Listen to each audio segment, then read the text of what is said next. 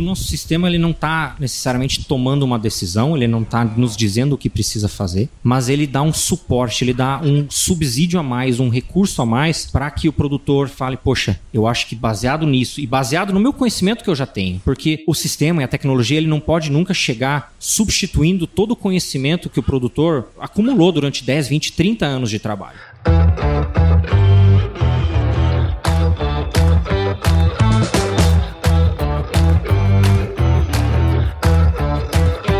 E aí, pessoa, tudo beleza? Estamos começando mais um episódio aqui do Agro Resenha e nessa semana estou com o Luciano Lohmann. Cara, já deve fazer mais de 5 anos que você apareceu aqui no podcast, cara. Engenheiro eletricista pela Universidade de São Paulo e é diretor executivo da Metos no Brasil. Luciano, muito obrigado por estar aqui com a gente de novo e seja super bem-vindo ao Agro Resenha Podcast, cara. Que satisfação, uma alegria imensa estar aqui com você. Estou muito contente por esse convite, por a gente poder trocar essa ideia e especialmente por poder acompanhar também a tua trajetória aí ao longo de todos esses anos, que foi muito gratificante ver, né, tudo que você andou alcançando, esse alcance que você tem aí com a sua palavra, com essa voz de locutor.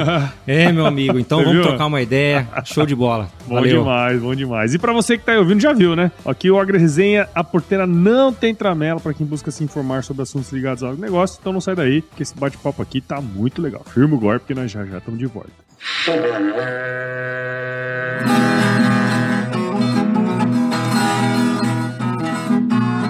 Você já deve ter ouvido a máxima de que é o olho do dono que engorda o boi, certo? Isso é verdade até certo ponto, afinal, só olhar não adianta nada sem uma boa direção. Com base em valores como honestidade, qualidade, inovação nos produtos e excelência no atendimento, a Nutripura, que desde 2002 atua no segmento pecuário, te dá essa direção, oferecendo os melhores produtos e serviços aos pecuaristas, garantindo resultados positivos não só no campo, mas principalmente no bolso. E eu digo isso não é da boca pra fora não, afinal eu trabalhei lá, cara. Eu vi com meus próprios olhos a competência técnica e o cuidado com o negócio do cliente. Siga a Nutripura no Instagram, Facebook, LinkedIn e YouTube. Entre no site www.nutripura.com.br e fique atualizado sobre o que há de mais avançado na pecuária. Nutripura, o produto certo, na hora certa.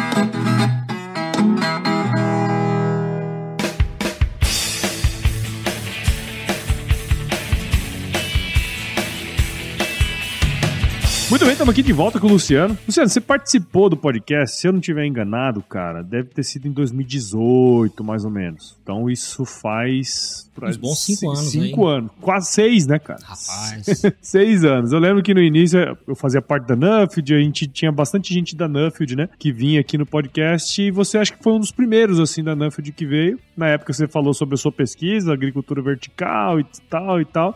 Então a gente focou muito a conversa nesse aspecto, né? Mas agora eu queria falar um pouquinho mais de você, da sua atuação e tudo mais. O que aconteceu, cara, nesses 6 anos desde quando nós conversamos, velho? Cara, muita coisa. Se a gente para olhar o próprio campo de agricultura digital, né, no qual eu tô inserido, é uma loucura pensar por tudo que a gente já passou em tão pouco tempo. As aplicações incríveis que a gente está tendo para uma série de informações diferentes, de clima, de solo, de insetos, de maquinário e todas as coisas começando a conversar entre si, né? Como sempre, a gente está aqui na AgriShow conversando com N parceiros, tentando integrar informações para que as pessoas possam tomar decisões baseadas em bons dados. Olhando de lá para cá, e na verdade já fazem 12 anos que eu trabalho com isso agora. É porque naquela época você tava 6 anos, né? Tava 6 anos.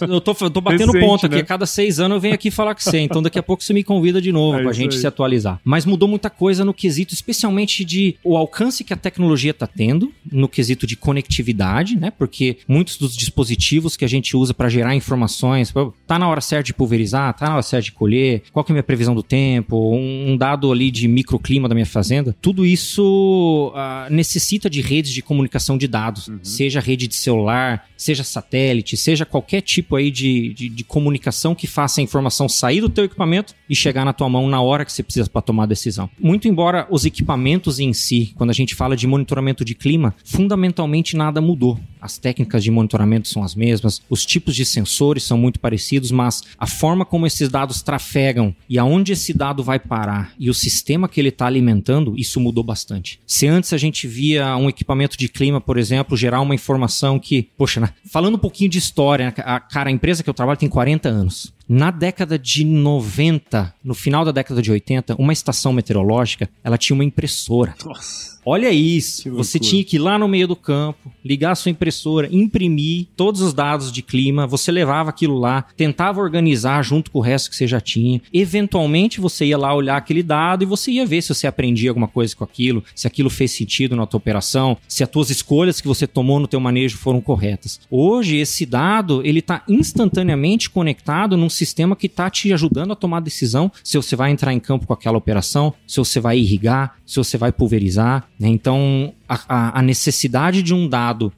em tempo real, vamos dizer assim, né? Um dado rápido e um dado que te ajuda a tomar decisão, essa necessidade aumentou. É uma necessidade de um dado cada vez mais preciso, porque um dado ruim, ele não faz mal a ninguém, se ele não estiver integrado em nada. Agora, se eu estou tocando um modelo que me diz se eu tenho que ligar o meu pivô baseado no dado de um sensor, se esse meu sensor estiver errado, o meu pivô inteiro está errado. Então, graças a essa interconectividade entre sistemas que está cada vez maior, a necessidade por dados de qualidade está cada vez maior também. Então está muito legal acompanhar como a agricultura no geral está andando para esse lado em que os sistemas estão mais conectados e a qualidade dos dados está maior e as pessoas estão aprendendo mais como usar. Tá muito legal. Acho que a gente ainda tem um longo caminho para andar, tanto no quesito de interconectividade, né? Porque o meu dado de clima, muitas vezes ele vale mais para o produtor dentro de uma outra plataforma, dentro de um sistema de manejo, uma plataforma que possa cruzar com mapa de solo, mapa de colheita, mapa de semente e um mapa de clima, por exemplo. Mas esse dado só na minha plataforma não serve para nada. Então, realmente mudou o conceito hoje. O que nós prestamos como serviço é algo que está à disposição de outros sistemas e está ajudando a tomar outras decisões, na qual nós somos apenas uma engrenagem aí dentro do motor. Cara. E eu acho interessante você falar isso, né? Até estava conversando com outro amigo aqui também da área de agricultura digital, mas muito mais focado em agricultura de precisão, né? O quanto os dados são importantes para tomar decisão. Só que ele deu um exemplo que eu gostei muito, cara. Porque assim, você fala para as pessoas que ele precisa tomar decisão baseada em dados, sendo que ele nunca coletou dado. É a mesma coisa de você falar pro cara comprar Netflix e nunca ter visto um filme, sabe? Sem saber o que é filme. Que é mais ou menos por aí, né, cara? Essa é uma analogia interessante, viu? E faz muito sentido, agora, se parando pra pensar, né? Como que você tem visto... Porque, assim, uma coisa somos nós aqui, que entendemos um pouquinho, né? No caso vocês, na verdade, entendem de agricultura digital e como tomar decisões em cima de informação, né? De dados e tal. Como que vocês estão preparando, cara, esses produtores, enfim, profissionais, para de fato usar isso como uma vantagem competitiva, sabe? Essa é a pergunta de R$1 milhão. Na verdade, grande parte do nosso trabalho passa pelo processo de educação do nosso cliente, para que ele possa aprender a interpretar aquela informação de clima e usar aquilo a seu favor.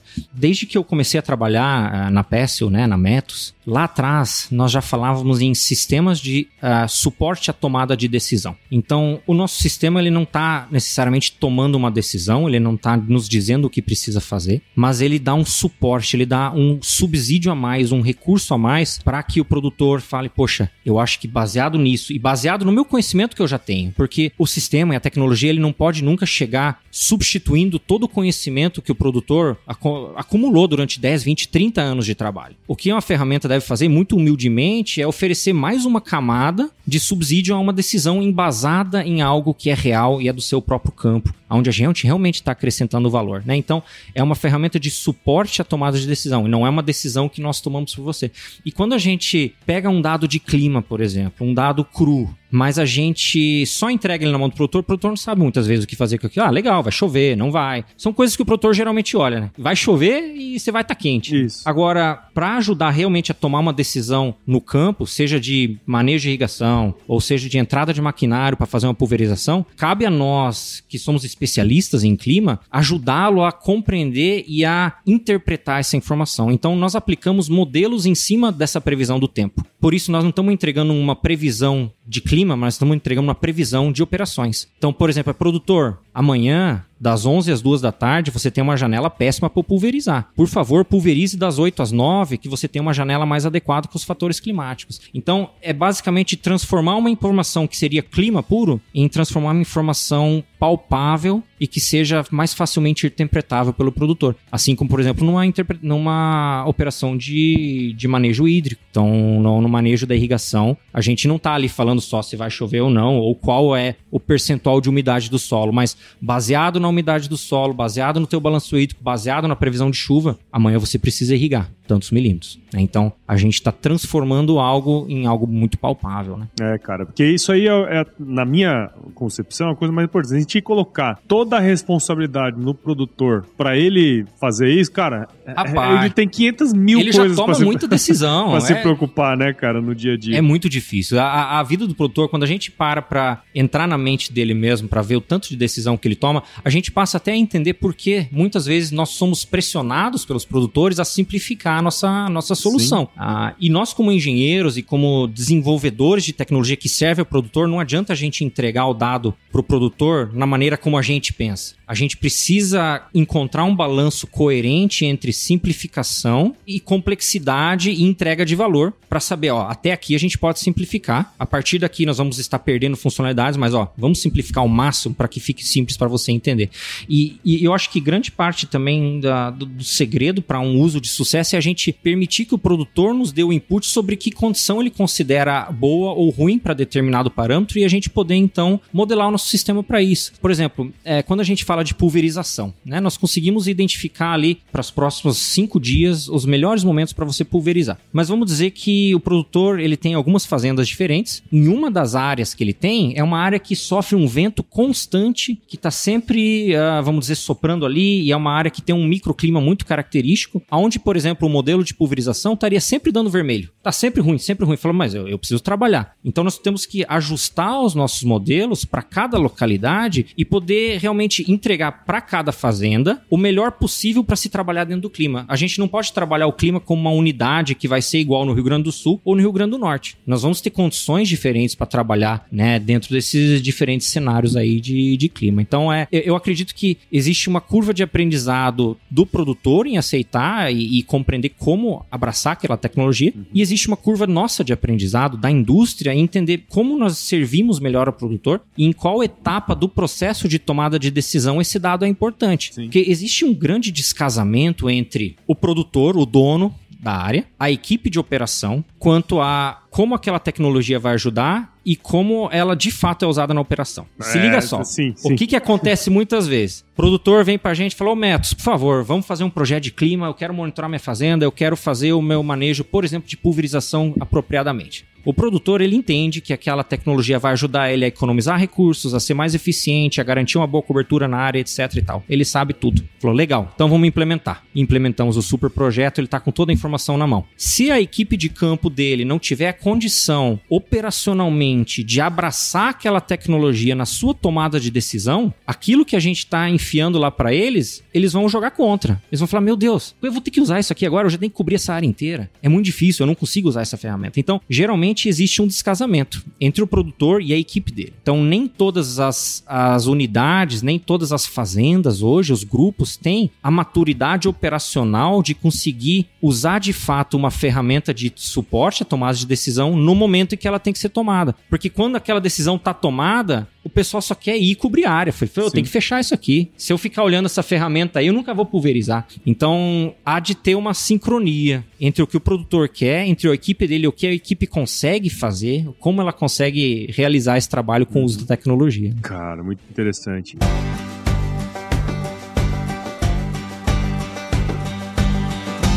E aí, tá curtindo o bate-papo, cara? Espero que sim. Mas eu tô passando aqui para te dar um recadinho. A missão da Stoller é transformar conhecimento em inovação para a agricultura, gerando valor a todos os envolvidos. Por mais de 50 anos, ela transforma conhecimento em inovação no esforço de impulsionar as culturas a alcançarem seu máximo potencial genético e atingir altas produtividades. E quando se trata de conhecimento, você pode encontrar tudo sobre fisiologia, nutrição e biologia de plantas no podcast Campo On, produzido pela Stoller. Lá, um time de especialistas aborda assuntos relacionados às principais culturas agrícolas e, como você já sabe, você pode escutar quando, onde e como quiser. Aprimora o seu conhecimento no site da Stoller, o www.stoller.com.br. Lá você vai encontrar vários artigos técnicos e o link para assinar o podcast Campo On no Spotify. Lembre-se de seguir a Stoller no LinkedIn, Instagram, Facebook e YouTube. É só procurar por Stoller Brasil. Isso é inovação, isso é Stoller.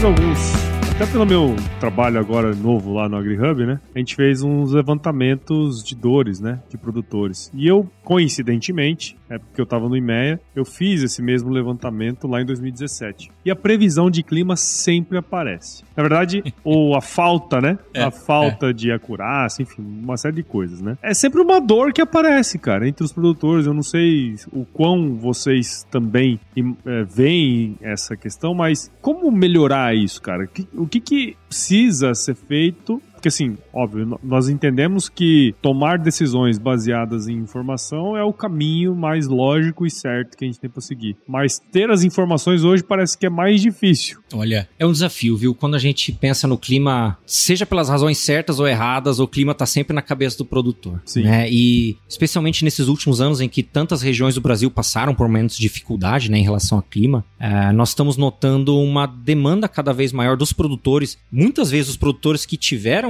problemas por causa do clima, falando assim, eu não posso mais estar desprevenido. Eu preciso mitigar meu risco. E aí que a gente entra numa etapa muito importante, que é a gente aumentar o número de pontos de captação de informação de clima para que a gente possa melhorar os nossos modelos. Para a gente fazer uma previsão meteorológica, a gente faz uma combinação de uma série de fatores que entram aí nessa elaboração, né? Então, a gente está olhando dados de radar, dados de satélite, dados da rede de estações meteorológica nacional, dado de balão meteorológico, dado até de sensor de avião que está cruzando o céu, é usado quando a gente compõe uma previsão do tempo. Mas o dado das estações meteorológicas em campo permite que a gente faça um refinamento dessa informação, que a gente possa escolher os modelos que se adequam melhor a cada localidade, baseado naquele ponto de dado local, né? Então, uma estação meteorológica nunca faz previsão sozinha. Se alguém vier aqui falar que a minha estação faz previsão, você fecha a porta, por favor, e manda embora. Porque esse negócio aqui não é assim que funciona. Uma estação meteorológica, ela refina uma previsão do tempo. Então, um modelo meteorológico, ele já chega com a previsão para aquele ponto e a estação ajuda a melhorar aquela previsão. Mas a estação sozinha não faz nada.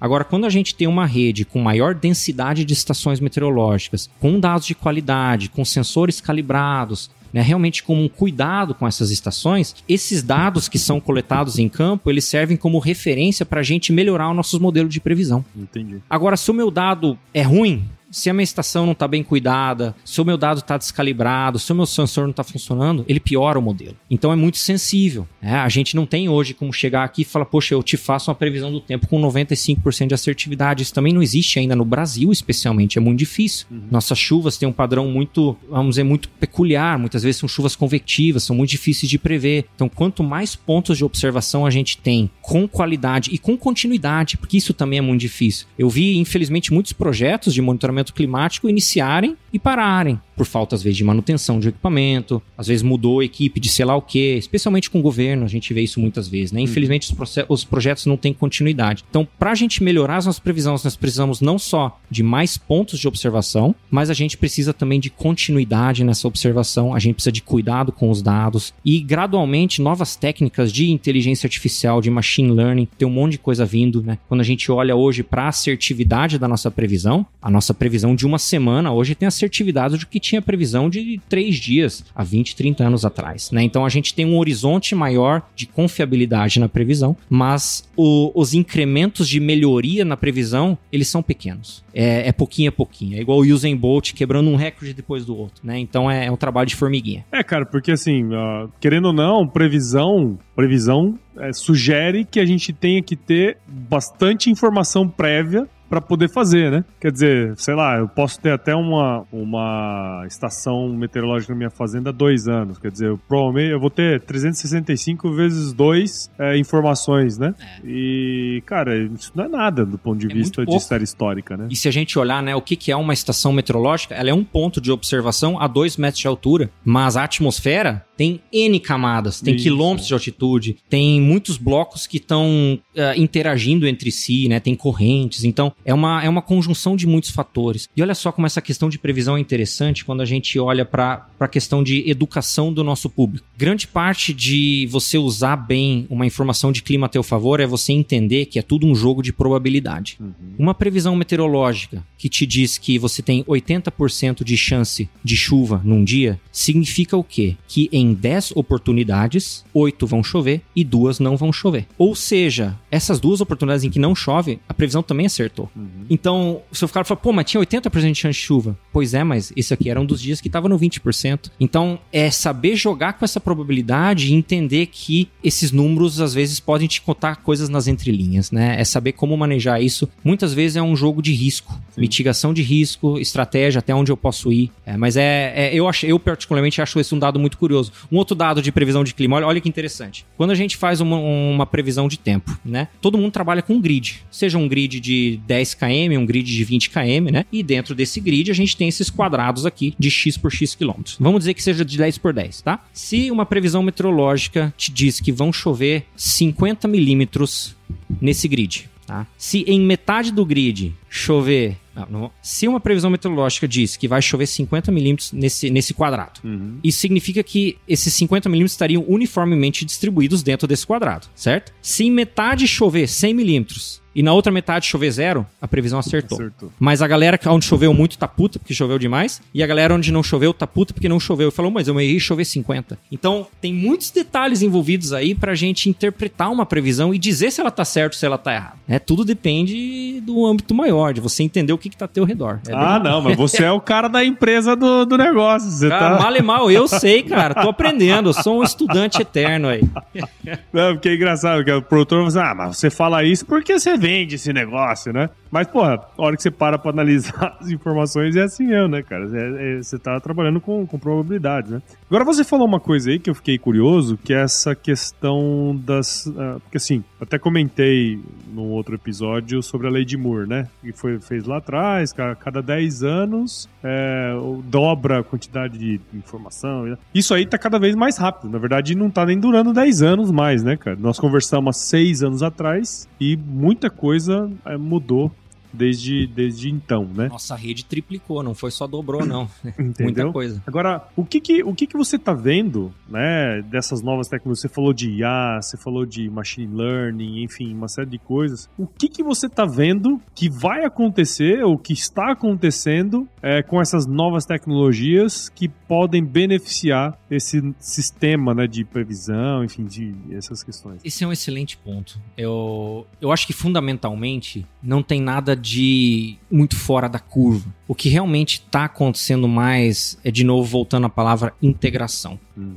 Especialmente quando eu olho para o clima. O clima é algo que permeia todas as atividades. O clima é algo que determina muitas vezes se uma atividade dentro da agricultura, que é uma fábrica a céu aberto, o clima determina se aquela atividade vai ser de sucesso ou não. Muitas das tomadas de decisão nas operações na agricultura estão sendo feitas ali na hora, muitas vezes baseado no que o cara está acostumado a fazer, que é olhar para o céu, quer ver se está ventando muito, se a árvore está chacoalhando. Se a chuva vem de lá ou se vem de cá. Então é muito empírico. E mesmo às vezes com uma ferramenta disponível para ele ter uma previsão do tempo, uma janela de pulverização, etc., se aquilo não está ainda integrado no maquinário, se aquilo não está integrado no sistema que organiza a rota dele, faz o planejamento das operações, aquilo está aquém do seu potencial, né? Então, quando a gente faz com que o dado chegue onde ele precisa, ele ganha muito mais valor. Por exemplo, né, nós temos uma integração muito bacana com a Lindsay, que trabalha com os pivôs, né? Eles têm lá o sistema de manejo de irrigação deles, que é enriquecido com o dado que a gente entrega. Então, o nosso dado já está lá, a gente já tem essa série, a gente já tem, por exemplo, o monitoramento com o cliente há muito tempo, mas agora agora com o dado entrando no sistema de manejo de irrigação, a gente garante que aquele manejo vai ser mais eficiente porque ele tem uma estação local.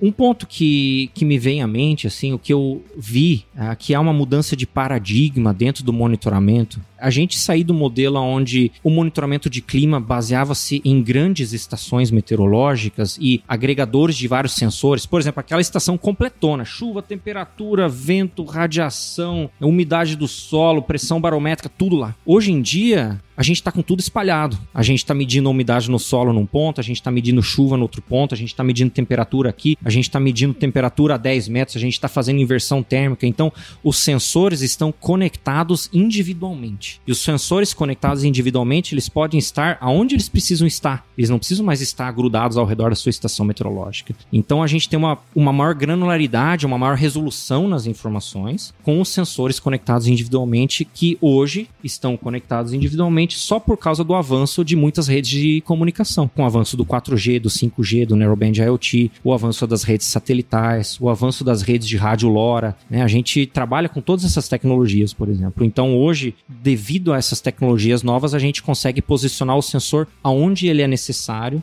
e não somente aonde era o único jeito que dava, né? Então, a gente tem mais informação. Por exemplo, pluviômetros automáticos. Se há 10 anos atrás um produtor, se ele era a referência porque ele tinha uma estação meteorológica, esse cara hoje, ele não tem só uma estação meteorológica. Ele tem uma estação meteorológica, ele tem 20 pluviômetros conectados, ele tem sensor de umidade de solo, ele tem armadilha de insetos, então ele tem muito mais informação ao seu dispor. E quando a gente fala de chuva, por exemplo, que é uma das principais dores, né, dos clientes, esse monitoramento de chuva geralmente, cara, tem 1000 informações que a gente pode entregar. 900 são chuva. A partir daí a gente fala de outra coisa. Sim, sim.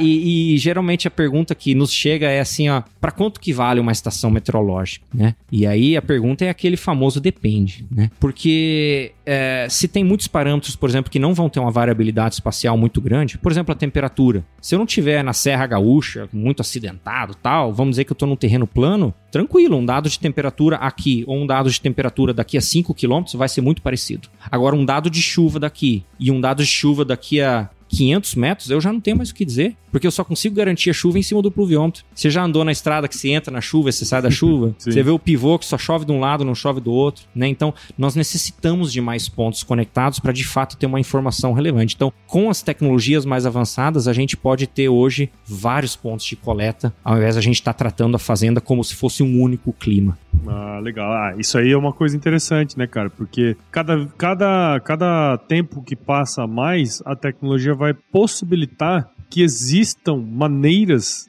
as mais diversas possíveis para coletar de dados, né, cara? Porque no fim do dia é dado informação, né, que a gente precisa para poder fazer essas calibragens, enfim, toda a questão dos modelos. E cabe daí a nós pegar toda essa enormidade de dados e transformar em algo simples, que geralmente é a parte mais difícil. Exato. E o meu grande sonho, trabalhando com agricultura digital e com monitoramento de clima, é poder atingir não somente os grandes grupos, mas também gradualmente chegar nos produtores menores. Isso. Que teoricamente é até mais difícil. É mais difícil. A ferramenta tem que estar mais madura, ela tem que estar mais fácil de interpretar, ela tem que estar mais integrada. Então, hoje nós estamos chegando num ponto em que cada vez mais produtores menores já estão podendo aderir às tecnologias, elas já estão mais acessíveis, tanto financeiramente quanto de compreensão de uso, né? Então, eu fico feliz de ver que gradualmente a gente está conseguindo ir para esse lado, onde um produtor mais simples pode tirar o celular do bolso e entender totalmente o clima da sua fazenda e começar a trabalhar com aquilo ao seu favor.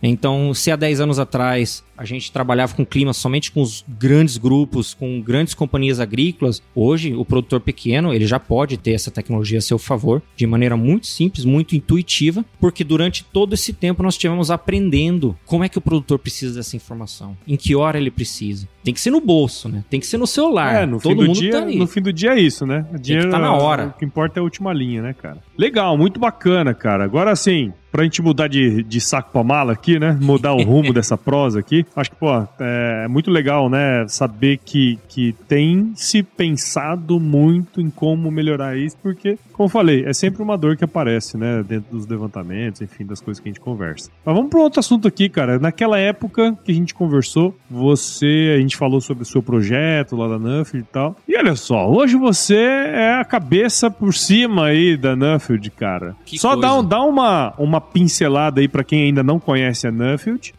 Fala pra gente o que vocês estão fazendo lá, cara. Legal. Cara, a Nuffield é uma paixão minha desde sempre, especialmente aí, né, desde aquela época em que eu pude fazer parte do programa e ele efetivamente transformou minha vida. A Nuffield é uma associação sem fins lucrativos, é uma rede internacional de produtores que busca fomentar o desenvolvimento de lideranças dentro da agricultura. É uma rede que tem mais de 70 anos de idade, ela foi fundada no pós-guerra, lá no Reino Unido, e ela foi fundada por um industrial do setor automotivo, que era o fundador da marca dos Mini Cooper, sim. O Lord William Morris. E ele fundou essa entidade, que é a Nuffield International, que promove ensino e pesquisa e até, de certa maneira, bolsas de pesquisa para que pessoas relacionadas ao ambiente agrícola, seja no setor de produção, seja outros setores correlatos, como o meu, né, que fornece tecnologia para a agricultura. Então, essa instituição fornece aí oportunidades para que essas pessoas estudem um tema do seu interesse, né, em outro lugar, tragam isso de volta para o seu país e disseminem essa informação, né? Que sejam agentes transformadores dessa mudança. Então, desde que nós conversamos, né, a Nuffield evoluiu muito aqui no Brasil. Hoje nós somos uma associação muito vibrante, temos aí diversos associados e nós já passamos da marca de 20 scholars brasileiros. Então, 20 brasileiros aí já passaram por esse programa de capacitação. Cada vez mais, né, nós estamos tendo aí gente muito bacana, interessada aí em participar desse programa e também estamos buscando fortalecer a nossa rede de apoiadores, né, de empresas, de instituições, de cooperativas que acreditam nesse propósito, né, de desenvolver a liderança dentro do agro. Então, nós estamos buscando fortalecer essa rede aí de apoio e trazer a instituição para onde a gente acredita que ela deve estar. Né? A gente é muito orgulhoso do que a gente faz quanto à agricultura brasileira. E nós percebemos num contexto internacional que a história do Brasil muitas vezes chega errada lá fora. E tá numa rede internacional que promove o intercâmbio de ideias e faz com que produtores, né, de todo o mundo troquem informações entre si, é muito gratificante porque nós temos a oportunidade de mostrar pro mundo lá fora o que de fato acontece aqui no Brasil. E a gente tem muito que se orgulhar. E quando a gente conta a nossa história sem viés, papo reto, olho no olho, de produtor para produtor, né, de pessoas que realmente estão ali vivendo aquilo, é muito fácil a gente mudar a percepção das pessoas sobre o que de fato acontece, porque nós temos muito mais que nos une do que nos separa. Sim, sem dúvida. A gente tem muito mais coisas em comum do que o contrário. E muitas vezes a batalha do produtor brasileiro é uma batalha similar que o produtor lá de fora está tendo. Mas o papo não é reto. As informações não chegam retas. Então a Nuffield é uma rede que promove, além da pesquisa, ela promove também esse intercâmbio de ideias. Nós temos eventos incríveis. Esse ano nós tivemos o CSC, que foi um evento muito legal em Campo Grande. O CSC, ele é a primeira etapa da jornada de todo Nuffieldiano. Então, quando você aplica para esse programa, né? Você vai ter aí uma série de atividades que fazem parte desse programa, desde atividades em grupo até atividades de pesquisa individual. E a primeira atividade em grupo é que todos os anos, né, em um dos países sede da Nuffield ao redor do mundo, nós temos aí a Conferência dos Novos Bolsistas, a Conferência dos Novos Nuffieldianos. Então, cerca de 80, 90 novos Nuffieldianos de todos os países se reúnem para passar uma semana, 10 dias discutindo agricultura, discutindo particularidades dos seus países, discutindo sistemas alimentares, discutindo política, discutindo vários fatores aí que impactam a vida de todos. Então, esse ano nós tivemos a honra de receber esse evento aqui no Brasil. Foi muito bacana, nós tivemos mais de 130 pessoas presentes, tá? Foram 15 ou 16 países, tá? Então, foi uma oportunidade aí de trocar muita ideia, de ouvir sobre projetos inovadores em todo mundo. Eu tinha desde um pequeno produtor de hortaliça na Inglaterra, alguém que faz sabonete de leite de cabra na Holanda, a um produtor de milho no Centro-Oeste, a um produtor de soja gaúcho, a não sei quem. Juntou um monte de gente aí para falar de agricultura, para falar de produção de alimentos e foi muito rico, foi muito legal. Legal, já faz anos que eu tô postergando a minha inscrição. Rapaz, estamos esperando, hein? Tô só esperando. Esse ano já fechou as inscrições, agora abre no ano que vem, né? Estamos abrindo, na verdade, as inscrições para o processo desse ano. Né? Ainda dá tempo de se inscrever. Nós vamos estar, se não me engano, o processo abriu agora, e aí mais pro final do ano que vão ser os processos processo de seleção, tá? Então ainda dá tempo, quem quiser se inscrever, é muito bacana, do nosso site a gente tem muitas informações, no nosso Instagram a gente tá alimentando também com bastante informação e muita coisa de outros países, né? Porque a gente tem scholars aí do mundo inteiro que visitam o Brasil. Sim. E uma das partes bacanas dessa rede é que a gente pode receber aqui no Brasil um monte de gente que vem pesquisar agricultura e gente que tá interessada na nossa agricultura tropical, tá interessada em aprender com a gente e tem muito que aprender, viu? Deixa eu falar um negócio pra você. O pessoal na Europa tá todo achando que a agricultura regenerativa é um negócio que eles inventaram e que vai salvar o planeta.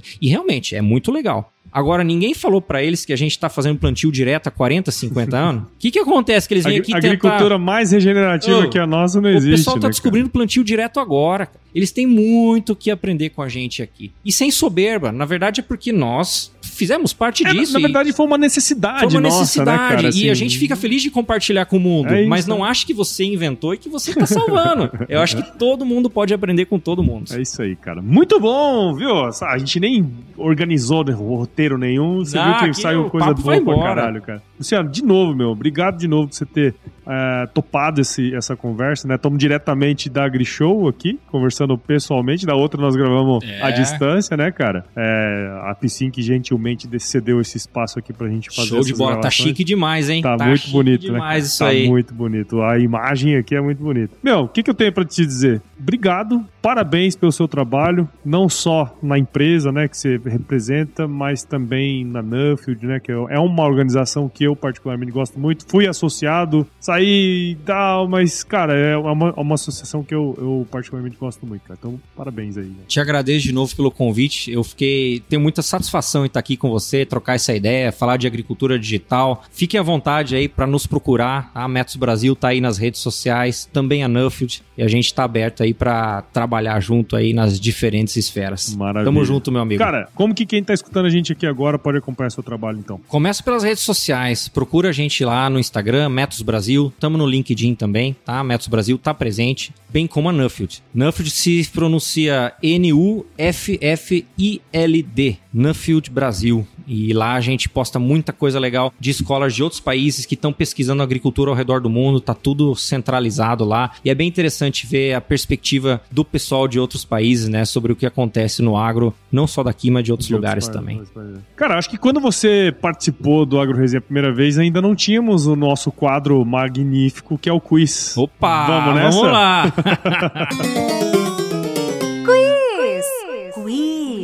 Não tem pegadinha, vou te fazer algumas perguntas e você responde a primeira coisa que vier à cabeça, tá certo? Luciano Loma, qual que é a sua música antiga predileta, cara?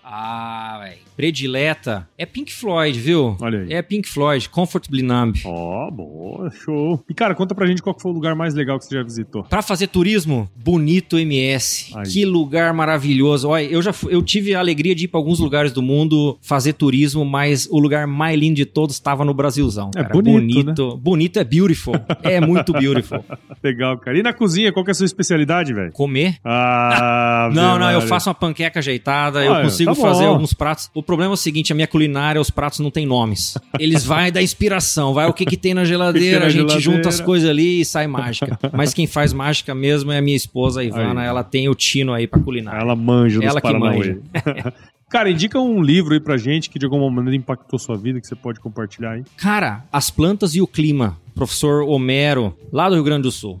Um livro muito bacana para se aprender sobre agrometeorologia e sobre o efeito que as plantas sentem aí sobre todas as condições climáticas ao seu redor. Legal, muito bom, cara. Agora uma mais filosófica, né? Se você se encontrasse com o seu eu de 17 anos hoje, qual seria o melhor conselho que você se daria, cara? Não desista. Empreender no Brasil é difícil, mas vai valer a pena. Vai em frente, porque nós precisamos. É isso aí, vai cara. Com garra. Muito bom. E pra você que ouviu esse episódio meu com o Luciano aqui até agora, tenho certeza que você viu o valor em tudo que a gente conversou aqui. Então considere compartilhar esse episódio com alguém que vai se beneficiar desse conteúdo. O AgroResenha cresce na medida em que você participa com a gente desse processo. Então siga o podcast em qualquer agregador de podcasts aí que você encontrar. Siga as nossas redes sociais no Instagram, Facebook, LinkedIn, Twitter. Entre no nosso grupo do WhatsApp, no nosso canal do Telegram. O link está no nosso site, o www.agroresenha.com.br. E escreva para contato@agroresenha.com.br para mandar sugestões de entrevistados, mandar um oi aí pra gente. E nós fazemos parte da Rede Agrocast, a maior rede de podcasts do agro do Brasil. Então, se você quiser ouvir outros podcasts do agro, é só colar em redeagrocast.com.br. Agora, tem uma coisa que em 6 anos não mudou nesse podcast, que é o seguinte, cara. É a frase que finaliza tudo isso aqui. Se chover, não precisa molhar a horta, não. É isso aí, isso nunca mudou.